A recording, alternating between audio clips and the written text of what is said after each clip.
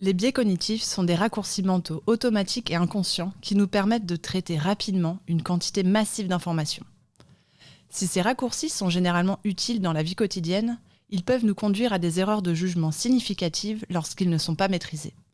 Comprendre ces biais est essentiel à l'heure où nos systèmes d'intelligence artificielle peuvent les amplifier de manière significative. Les biais cognitifs ne sont pas des bugs dans notre programmation mentale, mais plutôt des features, des caractéristiques qui ont évolué au cours des centaines de milliers d'années pour nous aider à survivre. Nos ancêtres devaient prendre des décisions rapides dans un environnement hostile. La réponse rapide aux menaces était cruciale.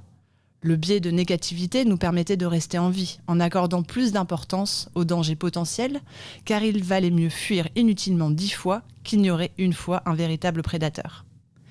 L'économie cognitive était également essentielle. Notre cerveau consomme environ 20% de notre énergie, tout en ne représentant que 2% de notre masse corporelle. Les raccourcis mentaux permettent d'économiser cette précieuse énergie, et les stéréotypes et généralisations rapides étaient plus efficaces énergétiquement qu'une analyse détaillée de chaque situation. Les biais cognitifs ont une double origine. D'une part, une base génétique. Certaines tendances à la catégorisation rapide et au traitement préférentiel des informations menaçantes sont inscrites dans notre architecture neuronale, bien que la plasticité de notre cerveau nous permette de les reconnaître et de les corriger. D'autre part, la transmission culturelle joue un rôle majeur. De nombreux biais sont appris et renforcés par notre environnement social, variant selon les cultures et les époques, et peuvent être modifiés par l'éducation et la prise de conscience. Le problème principal est que nos biais cognitifs, bien qu'utiles dans un environnement primitif, sont souvent mal adaptés à notre monde moderne. Face à la complexité, nos biais nous poussent vers des solutions simples pour des problèmes complexes, nous faisant préférer des explications rapides à des analyses approfondies, et pouvant nous faire ignorer des données cruciales mais non intuitifs. Dans notre société de l'information, nos mécanismes de filtrage, initialement adaptés à un environnement pauvre en informations, peuvent nous faire sélectionner des informations inadéquates parmi la masse disponible, la vitesse de traitement se faisant au détriment de la précision. Notre cerveau fonctionne étrangement comme un système informatique de traitement de données. Le cerveau, comme un système informatique, doit gérer un flux constant de données entrantes. Face à cette surcharge d'informations, il met en place des filtres et des mécanismes de sélection. Le filtrage sélectif de notre cerveau privilégie naturellement les informations qui confirment nos croyances existantes, correspondent à nos schémas mentaux, attirent nos attentions émotionnelles et sont facilement accessibles dans notre mémoire. Prenons l'exemple concret d'un quartier où se produisent divers incidents mineurs comme des vols de vélo par des adolescents de toutes origines, des disputes de voisinage impliquant diverses communautés et des incivilités commises par différents groupes. Les médias locaux, par biais de sélection, ne rapportent que les incidents impliquant des personnes d'une certaine origine ethnique. Ce filtrage crée une distorsion significative avec une surreprésentation de certains groupes dans les faits divers, une invisibilité des incidents similaires impliquant d'autres groupes et la création d'une association mentale entre criminalité et origine ethnique.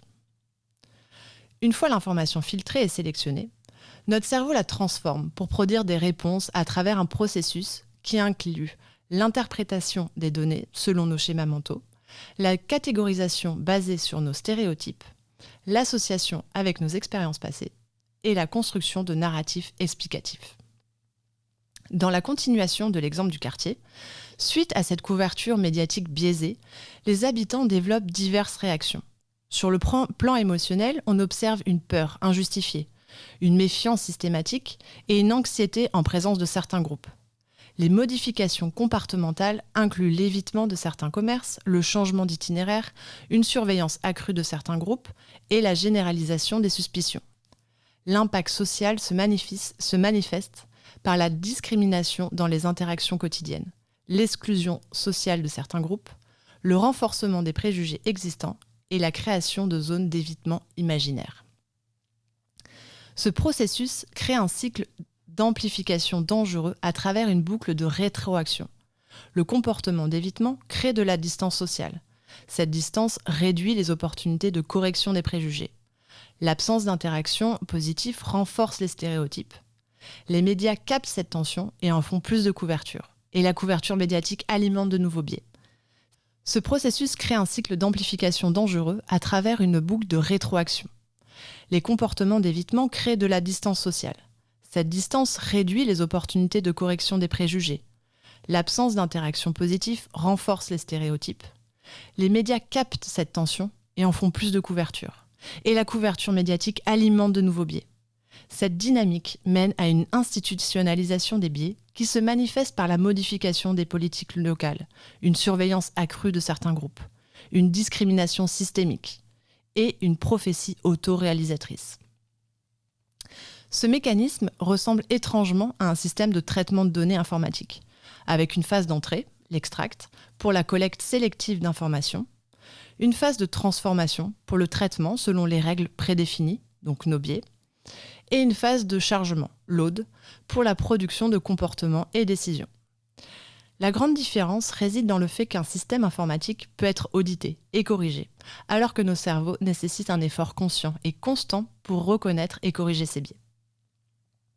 Dans l'analyse de données, le biais de confirmation représente le danger le plus important. Nous cherchons naturellement à confirmer nos hypothèses initiales plutôt qu'à les remettre en question. Par exemple, un chercheur convaincu d'une théorie peut inconsciemment écarter les données qui le contredisent. Le biais d'ancrage joue également un rôle crucial, car notre jugement est fortement influencé par la première information reçue. Dans l'analyse de données, cela pourrait nous conduire à fixer des seuils ou des objectifs arbitraires qui limitent notre exploration. L'intelligence artificielle, en apprenant à partir des données historiques, peut amplifier les biais existants. Plusieurs exemples significatifs illustrent ce phénomène. Nous avons l'algorithme Compass, utilisé dans le système judiciaire américain pour évaluer le risque de récidive, qui a montré des biais importants. L'enquête de ProPublica a révélé qu'il identifiait à tort les accusés noirs comme à haut risque 2 fois plus souvent que les accusés blancs, et sous-estimait systématiquement le risque de récidive des accusés blancs. En 2015, Amazon a dû abandonner son algorithme de recrutement qui discriminait systématiquement les femmes, ayant appris ce biais à partir des données historiques de recrutement dominées par des hommes. Les systèmes de reconnaissance faciale ont également montré des taux d'erreur significativement plus élevés pour les personnes à peau foncée, particulièrement les femmes, en raison des données d'entraînement peu diversifiées. L'amélioration des données constitue un axe majeur d'intervention. Il est nécessaire de réaliser un audit des données existantes, comprenant une analyse de la représentativité des différents groupes, l'identification des zones de sous-représentation et l'évaluation de la qualité des données par segment. L'enrichissement des données passe par la création de partenariats pour différencier les sources, l'utilisation de techniques d'augmentation de données et la mise en place de processus de validation croisée. Un monitoring continu doit être établi avec le tableau de bord de suivi de la diversité des données, des alertes automatiques en cas de déséquilibre et des rapports réguliers de qualité des données. L'amélioration des modèles constitue un second axe d'intervention essentiel. Les techniques de débiaisage incluent le rééquilibrage des classes, l'ajustement des poids du modèle et l'utilisation d'algorithmes spécifiques anti-biais. Les tests et validations doivent être systématiquement sur différents groupes démographiques, inclure des métriques de fairness adaptées au contexte et s'appuyer sur un processus de validation par des experts métiers. Sur le plan de la structure et de la gouvernance, la création d'un comité éthique est primordiale. Ce comité doit avoir une composition diverse, technique, juridique, ethnique, tenir des réunions régulières et disposer d'un pouvoir de décision réel. Les processus de validation doivent inclure des checkpoints obligatoires dans le développement, des grilles d'évaluation standardisées et une documentation des décisions. La formation et la sensibilisation sont également essentielles. Un programme de formation continue doit être mis en place, comprenant des workshops sur les biais cognitifs, des formations techniques sur les outils de débiaisage et des études de cas pratiques. La culture d'entreprise doit encourager le questionnement éthique, valoriser la diversité des perspectives et créer des espaces de discussion ouverts. Les pratiques de recrutement et de management doivent être revues pour assurer la diversification des équipes à travers des objectifs chiffrés de diversité, un processus de recrutement inclusif et des programmes de mentoring. L'évaluation et la promotion doivent s'appuyer sur des critères objectifs transparents, une révision régulière des processus et une formation des managers à l'inclusion. La mise en œuvre pratique commence par un plan d'action immédiat comprenant un audit de l'existant, l'identification des priorités, la définition d'objectifs mesurables et l'allocation des ressources. Le suivi et l'amélioration continue s'appuient sur des KPI spécifiques au biais, des révisions trimestrielles et des ajustements basés sur les retours. La communication joue un rôle crucial à travers un reporting transparent, le partage de bonnes pratiques et l'engagement des parties prenantes. Les biais cognitifs, inhérents à notre façon de penser, peuvent être amplifiés par des systèmes d'IA si nous n'y prenons pas garde. La conscience de ces biais est la première étape vers leur maîtrise. Les solutions techniques existent, mais elles doivent s'accompagner d'une réflexion éthique approfondie et d'une volonté d'agir pour une IA plus équitable. Pour construire des systèmes d'IA véritablement éthiques, nous devons reconnaître l'existence des biais et leur impact, mettre en place des garde-fous techniques et organisationnels, maintenir une vigilance constante, privilégier l'inclusion et la diversité à tous les niveaux, et garder l'humain au centre des décisions importantes.